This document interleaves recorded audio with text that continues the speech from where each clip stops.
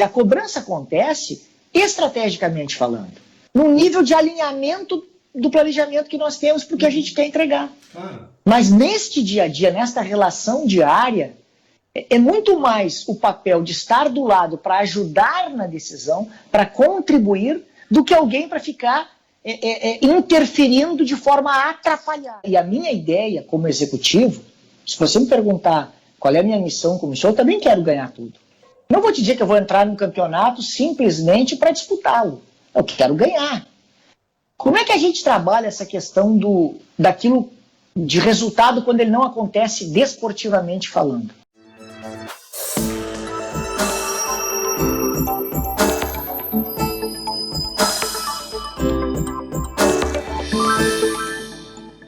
Olá para vocês que nos acompanham no programa Esporte Executivo aqui na Exame.com. Seguimos as nossas conversas com os mais diversos protagonistas do esporte nacional. Hoje recebo um profissional que assumiu recentemente a função de CEO do enorme Internacional de Porto Alegre, mas que não começou agora nem a sua carreira profissional, nem a sua história com o Inter. Seja muito bem-vindo ao Esporte Executivo, Giovanni Zanardo, CEO do Inter de Porto Alegre. Boa tarde, Vinícius. Obrigado pela oportunidade. Uma boa tarde que já me diz para dizer que a oportunidade que eu recebi e esse convite que me foi feito para ser o CEO do clube a partir de março deste ano, quando aconteceu, me trouxe, obviamente, a ciência de um enorme desafio que viria pela frente. Então, obviamente que ciente deste grande desafio, vou usar um pouquinho da experiência que eu acumulei aí nos últimos anos como CFO do Inter, né, para enfrentar os desafios que estão por vir. E é interessante isso, Giovanni, porque tem aqui 51 anos, mas nos últimos 4 você já estava como CFO do Inter, né? Então não é que você também pegou um bonde que você não conhecia, você já estava habituado ali, e agora aumentaram as responsabilidades, né? Sem dúvida, né? Eu tenho uma história na área financeira, né? Na área de gestão, em outros segmentos. A minha história não é do mundo esportivo, sistema financeiro, indústria farmacêutica, telecomunicações, enfim. E mais recentemente, nos últimos 4 anos, eu entrei no segmento esportivo, no Internacional, no início de 2017, na posição de CFO. E fiquei por 4 anos, 17, 18, 19, 20, nessa posição, quando agora, no início de 2021, com essa nova gestão, a partir de março, me foi feito o convite, então, para assumir a posição de CEO. Obviamente que esses desafios que estão por vir agora nessa nova posição serão, vamos dizer assim, enfrentados com algum conhecimento que eu adquiri ao longo da minha experiência como CFO nesses últimos 4 anos. Isso, obviamente, vai me ajudar, né, no conhecimento do clube, né, de como as coisas acontecem aqui, na realidade que, obviamente, nós temos para enfrentar do ponto de vista financeiro, enfim, isso, obviamente, me ajuda. Giovanni, quando você foi anunciado como CEO do clube, tem uma frase que o próprio clube divulgou, que é: papel fundamental a liderança dos demais executivos na busca das metas anuais definidas no planejamento estratégico, respondendo diretamente ao conselho. Então, para mim, tem um ponto aqui que é fundamental: a liderança de um time. No futebol, a figura do CEO ainda é uma figura nova, fundamentalmente no Brasil, né? Até durante um tempo existia, ou, se você me permite dizer, ainda existe uma resistência em relação a isso. Mas é importante dizer que você vai liderar um processo, um planejamento estratégico, e vai liderar um time. Como é também ter uma figura nova no futebol, você ser um desses novos representantes de liderança de times profissionais no esporte? Giovanni? Bem, vamos lá. Quando, na verdade, me foi feito o convite, precisa a gente voltar um pouquinho no tempo, né? Em dezembro do ano passado, se deu um processo eleitoral no clube, né? E o conselho de gestão que foi eleito, ele apresentou para o sócio um projeto para o clube, para os próximos 3 anos, 2021, 2022 e 2023.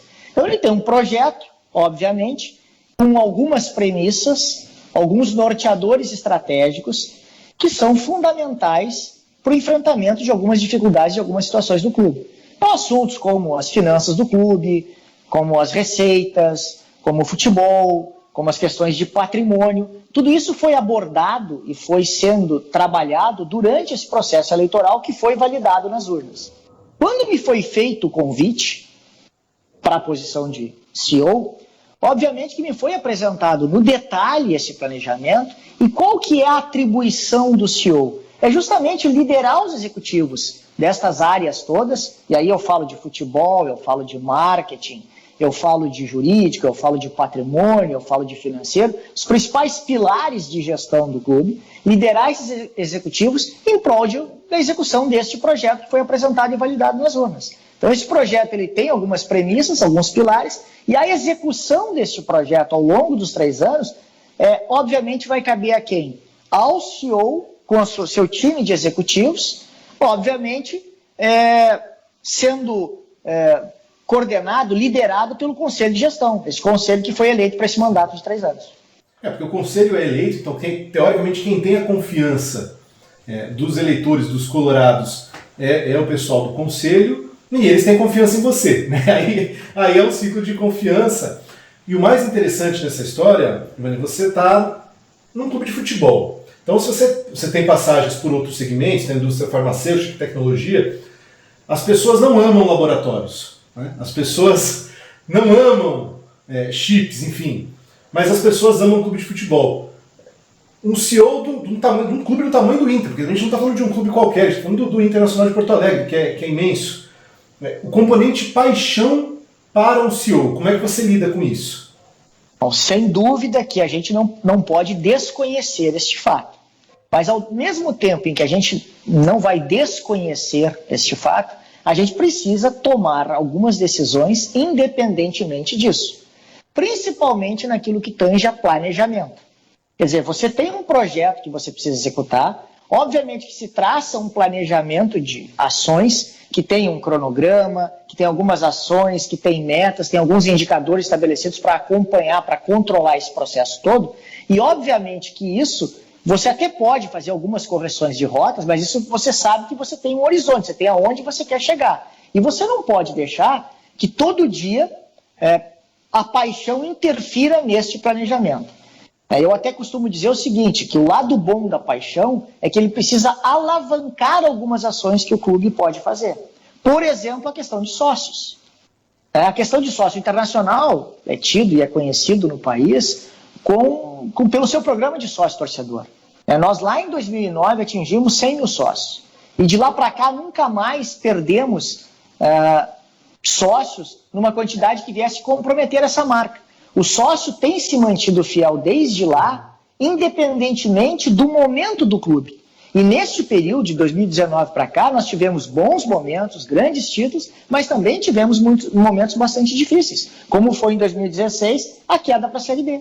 Então, independentemente desses resultados de campo e obviamente, os impactos que isso tem na paixão, tanto para o lado positivo quanto para o lado negativo, eles não podem atrapalhar a execução de um planejamento, a execução de um projeto. Em prol de quê? De um clube maior, de um clube cada vez mais forte, de um clube protagonista. A gente tem, obviamente, como missão e como meta a entrega deste projeto, tornando o Internacional ainda maior, ainda mais forte, resolvendo as dificuldades que a gente tem para preparar o clube para um momento cada vez mais competitivo, sendo cada vez mais protagonista e, obviamente, que isso, a paixão nos ajuda no que tange a ter o sócio do nosso lado, apoiando as nossas decisões.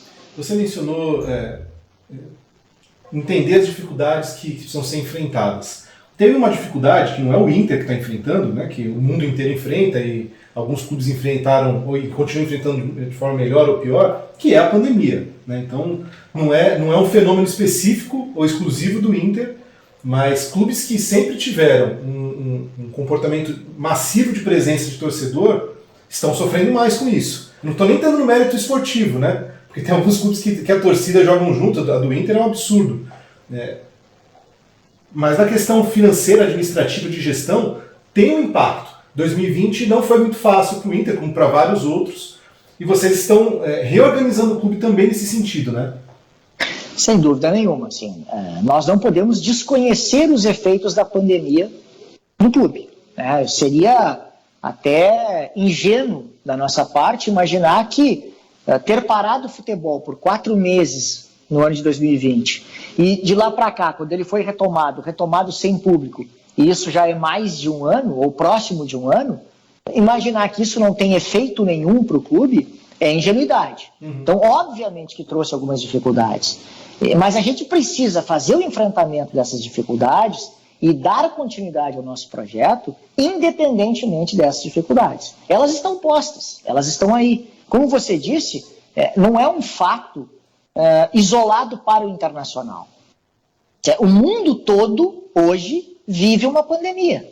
Em diferentes estágios, em diferentes graus, alguns países um pouco mais na frente, outros mais atrás, segmentos que são mais impactados, outros segmentos são menos impactados, mas o fato é que, de modo geral, todos nós fomos impactados de alguma forma pela pandemia. E, obviamente, que para o internacional não foi diferente. Se eu te disser aqui qual foi o segundo assunto mais comentado na campanha eleitoral em dezembro, com certeza foram as finanças do Internacional, logo depois do futebol. Futebol, né, sim, por assim dizer, é o principal negócio do clube, né, é o jeito da gente tocar as coisas, é a razão de ser do clube, e por óbvio foi o assunto mais comentado. Logo depois do futebol foram as finanças do clube. E por quê? Porque a gente sabe, e a gente nunca negou isso, que a gente enfrenta uma situação bastante difícil do ponto de vista financeiro, e que foi sim agravada pela pandemia. O que a gente precisa fazer é fazer o enfrentamento disso. E o projeto que foi apresentado e validado nas urnas, e a missão que eu tenho, que me foi confiada como CEO, é executar um projeto no sentido de fazer o enfrentamento dessas dificuldades. E aí, por aí passam diversas ações, como, por exemplo, melhorar nossa relação com o torcedor, aumentando o potencial de receitas a partir dessa relação.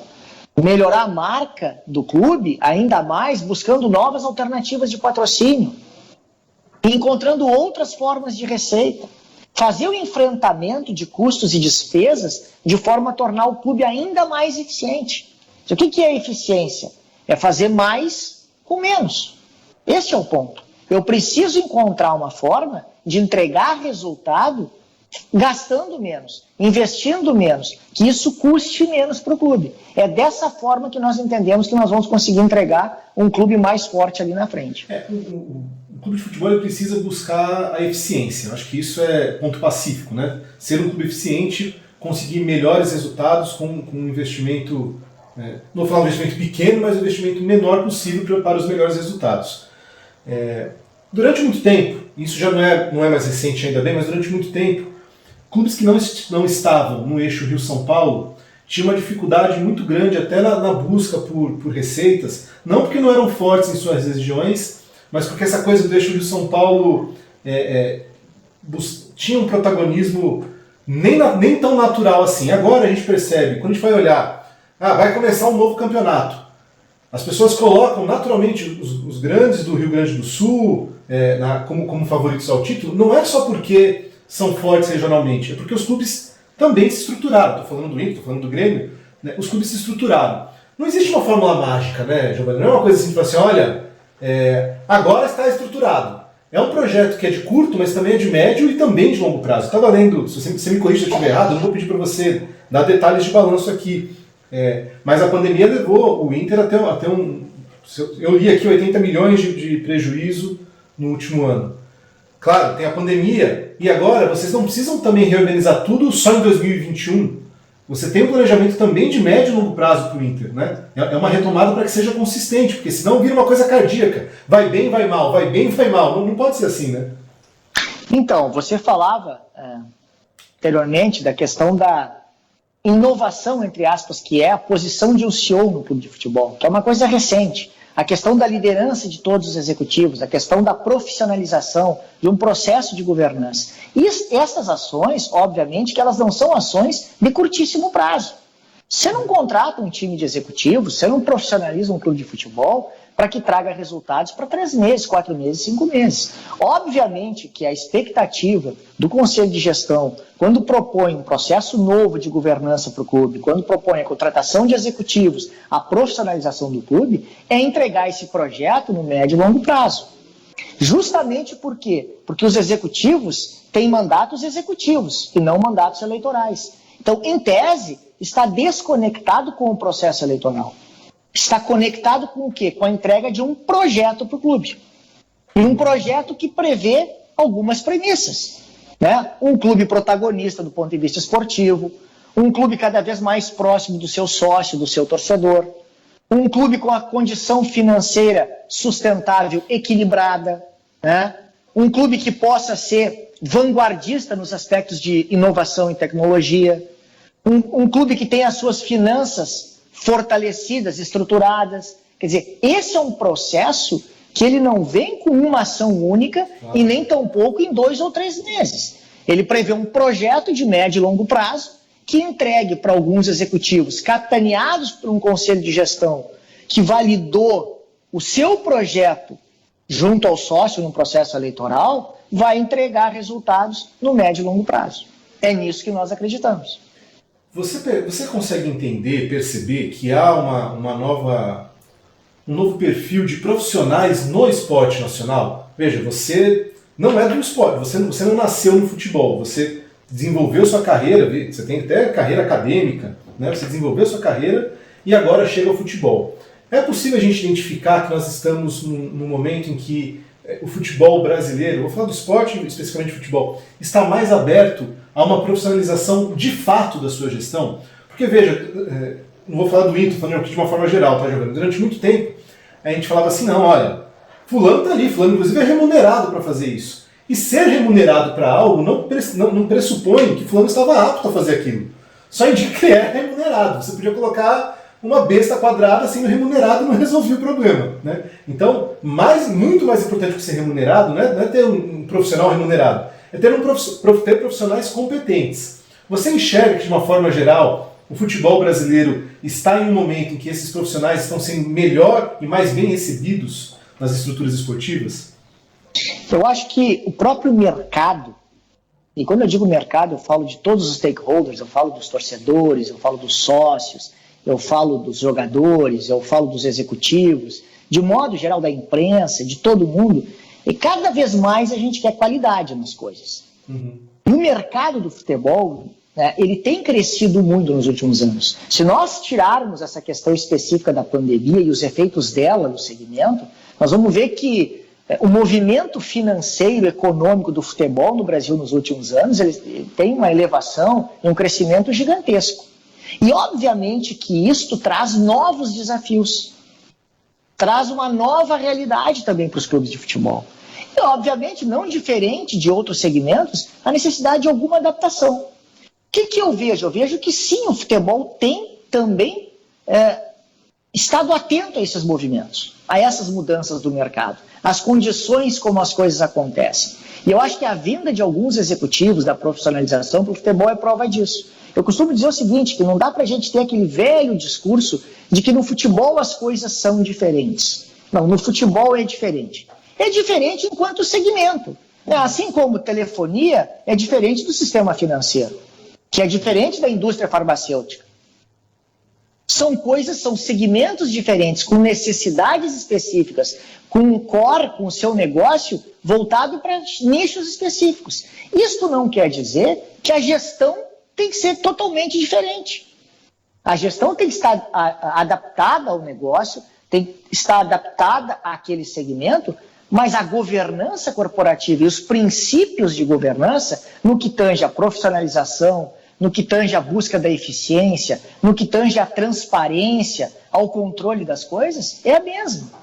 Qualquer organização independente de privada, de pública, né, do terceiro setor, o que ela busca? Na sua essência, eficiência, uma relação justa com a sociedade. Me permite uma provocação. Eu acho que a busca é a mesma, mas a resistência para essa busca ela não pode ser diferente. Então você tem uma entidade do setor financeiro, como você disse.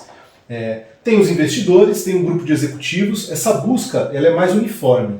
Num clube de futebol, tem componentes políticos, tem pressão de torcida, eventualmente tem resultados, resultados do campo que não deveriam, mas cria uma pressão, uma gestão.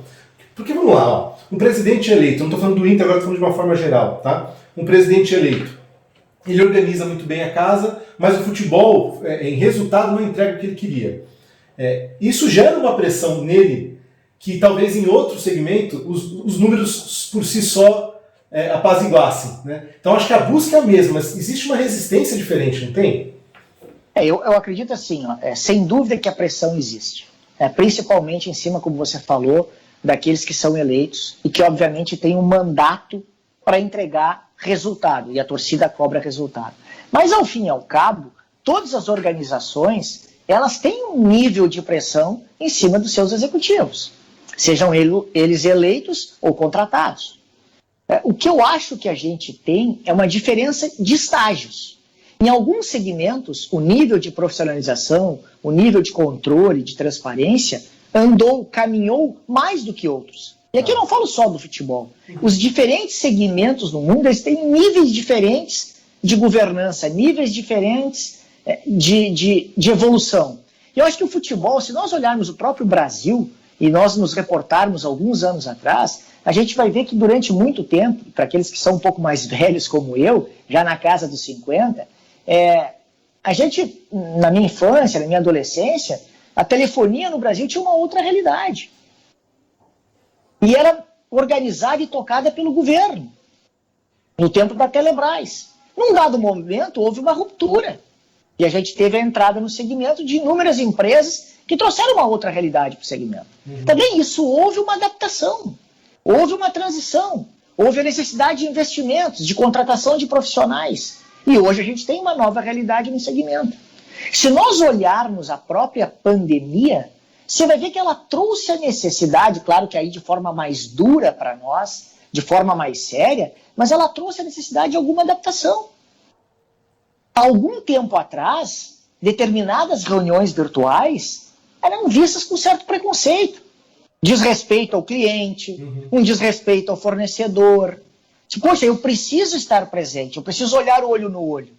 Hoje a gente tem uma nova realidade. As pessoas fazem reuniões virtuais de forma muito mais natural do que faziam alguns meses atrás. Ah, Giovanni, mas isso foi uma necessidade imposta pela pandemia. É verdade. Mas houve uma necessidade e uma mudança cultural. O que eu estou te dizendo é que no segmento de futebol não é diferente. Claro que não é uma necessidade tão forte, né? Não quero aqui traçar um paralelo com relação à pandemia nos aspectos de impactos dos mesmos no dia a dia. Claro. Mas o que eu estou dizendo é que, assim, esta necessidade de avançar na governança, de avançar nos controles, de otimização de processos, isso o mercado está nos trazendo. E por quê? Porque a gente vê algumas agremiações, e não só no Brasil, na América do Sul, no mundo como um todo, que têm se tornado mais competitivas a partir do aprimoramento dos processos de governança e que, ao fim e ao cabo, têm tido êxito no campo.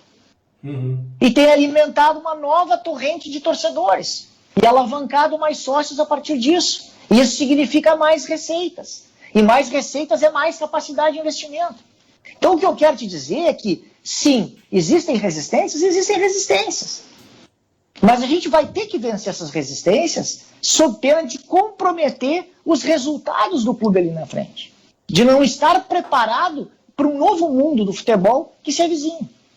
Você mencionou a pandemia, eu, assim, de forma alguma eu vou falar lado bom da pandemia, porque não tem lado bom de uma pandemia. Mas pensando no seu trabalho, o fato de ter esses impactos financeiros tão claros para todo mundo, também te auxilia no processo de reorganização financeira do clube? Então, se a gente estivesse num outro momento sem pandemia, para você justificar ou não uma diminuição de gasto aqui, uma diminuição de gasto ali, talvez, mas por quê? Está funcionando. Com a pandemia, como de fato as receitas diminuíram drasticamente, eu não vou falar que facilita o teu trabalho, mas deixa o seu trabalho mais claro para ser fluido dentro do clube? Vamos assim, não vou te dizer que a pandemia deixa o trabalho mais claro, né, nem mais fácil, nem mais transparente, né? A gente, num momento de pandemia em que tantas pessoas morreram no Brasil e o que a gente está sofrendo com isso, acho que até, vamos dizer assim, seria até temeroso a gente traçar esse paralelo. Mas o que eu posso te dizer é o seguinte: a necessidade nos ensina. A necessidade de fazer mudança, de alterar dogmas antigos, de se alterar condições antigas, essa necessidade para fazer o enfrentamento, enfrentar dificuldades que se apresentam no dia a dia, obviamente que elas são premidas por questões que saem muitas vezes do nosso controle. Então, se eu tenho uma condição financeira que é muito complicada, que é difícil, e essa condição ela é agravada por fatores externos, obviamente que a necessidade de fazer o enfrentamento dessa situação, dessa dificuldade, é ainda maior. Se torna ainda mais urgente. Então, neste sentido, obviamente que há necessidade que é, vamos dizer assim, urgente, que é fundamental para o enfrentamento das dificuldades, para tornar o clube um clube mais forte ali na frente, obviamente que ela é fortalecida por esta mudança cultural das pessoas de entender que o momento complicado precisa de um remédio mais amargo. Sim. Neste sentido, obviamente que a cultura e o entendimento das pessoas para algumas ações mais complicadas e difíceis, ele fica um pouco mais facilitado. Para o Zero Hora, o primeiro vice-presidente do Inter falou que o CEO precisa cuidar de todas as áreas do clube, mas a grande novidade no caso do Inter é que ele vai entrar de cabeça no futebol. Eu achei interessante essa frase dele. Ele falou o seguinte, olha, o futebol representa 80% dos nossos custos gerais. Estamos quebrando o paradigma de que futebol é um assunto à parte. Não é. Se 80% do custo está lá, é lá que o senhor tem que estar também. Eu achei interessante essa fala dele, porque, de alguma forma, tem aquela coisa assim, não, o senhor vai cuidar do número, do futebol cuida a gente que entende. Né? Eu queria que você explicasse, aqui é um tom de explicação mesmo, para que as pessoas, fundamentalmente, devem ter mais colorado assistindo, como é que vocês se organizaram internamente nesse sentido? Porque, claro, eu tenho certeza que você não vai chegar e falar assim, olha, escala o fulano na lateral direita, põe o Edenilson para jogar. Não é isso, não é esse o ponto. Mas com esse aceite do primeiro vice-presidente, você deve estar mais próximo ao futebol. Como é a organização interna? O quanto que é essa história de estar mais próximo sem interferir de fato? Explica pra gente, Bruno. Você sabe que isso é uma coisa bem interessante, Vinícius, porque a expectativa de todos, e a grande pergunta, ou a principal pergunta que me foi feita logo depois de anunciada a minha nomeação como CEO, era justamente a questão do futebol. Mas e como é que fica o futebol? Por quê? Porque as pessoas têm na sua expectativa ou na sua percepção de que futebol é algo à parte. Não, é que o futebol, veja bem, não, os jogadores, não, veja bem a comissão técnica, o vice-presidente de futebol, veja bem o empresário, é como se fosse um outro clube, ou quase isso. E eu acho que a proposição que está sendo feita por essa gestão, e que eu acho que estas são as mudanças que a gente está trazendo para o meio do futebol, é justamente o contrário.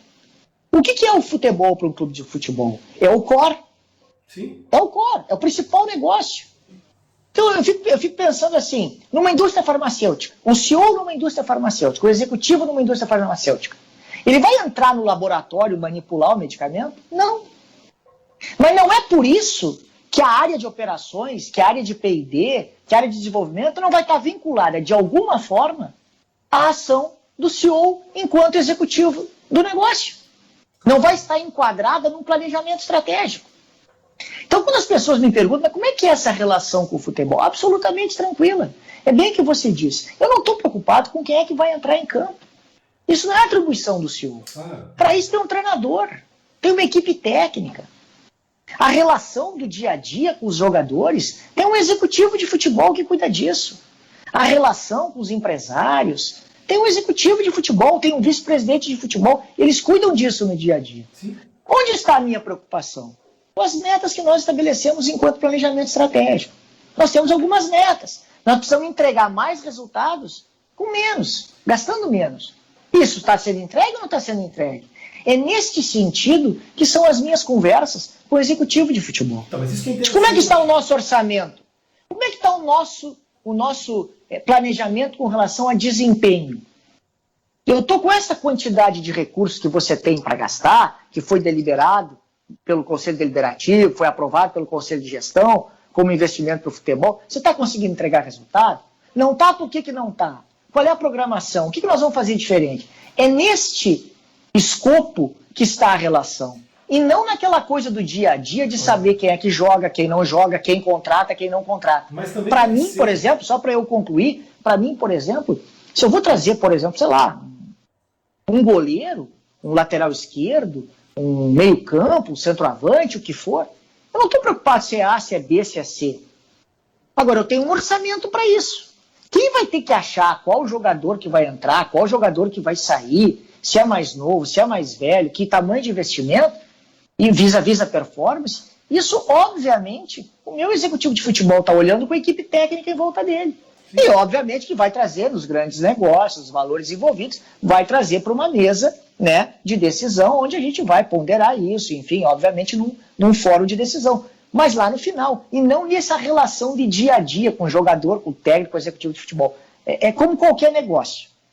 Foi para isso que vocês contrataram o Paulo, né? Aliás, o Paulo é um profissional muito bem falado no mercado. Eu acho que a diferença agora, Giovanni, é o fato dele ter um CEO para conversar, né?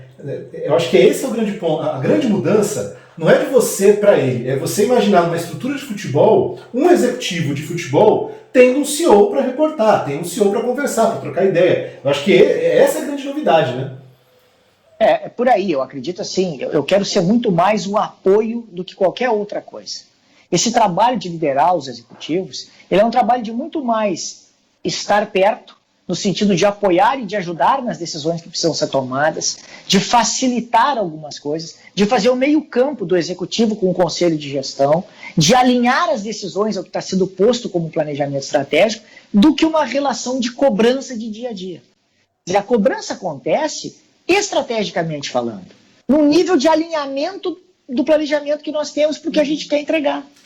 Mas neste dia a dia, nesta relação diária, é muito mais o papel de estar do lado para ajudar na decisão, para contribuir, do que alguém para ficar interferindo de forma a atrapalhar. Não, é estar junto, é apoiar no momento difícil, é fazer o meio de campo com o conselho de gestão. É neste processo que eu penso que a figura do CEO pode contribuir com o processo de gestão de governança corporativa. Para a gente finalizar, para cumprir o nosso tempo, eu tenho aqui, eu vou mostrar para o pessoal de casa que está assistindo, vou mostrar para você uma réplica da Taça Libertadores. Você falou assim, poxa, a gente tem aí alguns objetivos, a gente tem um planejamento, a gente traça objetivos. E se a gente for pensar, né, em desempenho administrativo, financeiro, enfim, dos mais diversos, nem sempre você consegue o ápice do que você deseja. Você pode chegar perto e falar assim, pô, você chega numa reunião, eu já trabalhei também no setor financeiro, enfim, em outros segmentos, se você chegou perto, ou você não chegou no ápice, mas chegou... As pessoas entendem que está num processo. No futebol, ser vice-campeão às vezes traz frustrações, né? Então vocês passaram por isso no Campeonato Brasileiro agora, e claro, vocês têm até aqui da Libertadores, vocês têm como meta ganhar tudo que for possível, certo? Eu imagino que vocês tenham. Não é que isso seja uma cobrança óbvia, mas um clube de futebol existe para ganhar títulos. Como é conciliar?